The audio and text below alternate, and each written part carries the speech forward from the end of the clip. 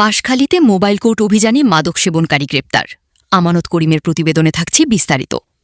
চট্টগ্রামের বাঁশখালী উপজেলার পৌরসভার মিয়ারবাজার এলাকায় মোবাইল কোর্ট অভিযানে ইয়াবা সেবনের সময় একজনকে গ্রেপ্তার করা হয়েছে। সোমবার ১১ মে ভোর ৪টার দিকে পরিচালিত অভিযানে মোহাম্মদ সোহেল নামে এক ব্যক্তিকে হাতে নাতে আটক করে তাকে ৪ মাসের বিনাশ্রম কারাদণ্ড প্রদান করা হয়।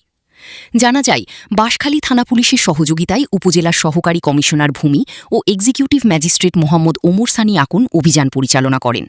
এ সময় ইয়াবা সেবনরত অবস্থায় উত্তর জলদি পৌরসভার ভাদালিয়া এলাকার বাসিন্দা মোহাম্মদ সোহেলকে আটক করা হয়। আটক হওয়া সোহেল পেশায় একজন কসাই। জিজ্ঞাসাবাদে তিনি স্বীকার করেন, উপার্জনের প্রায় পুরো টাকাই তিনি ইয়াবা কিনা ও সেবনের পিছনে ব্যয় করেন। এছাড়া এর আগেও ইয়াবা সেবনের দায়ে তিনি প্রায় ১ মাস কারাভোগ করেছেন বলে জানা গেছে। এ ধরনের অভিযান অব্যাহত থাকবে এবং সমাজ থেকে মাদক নির্মূলে প্রশাসন কঠোর অবস্থানে রয়েছে বলেও জানানো হয়।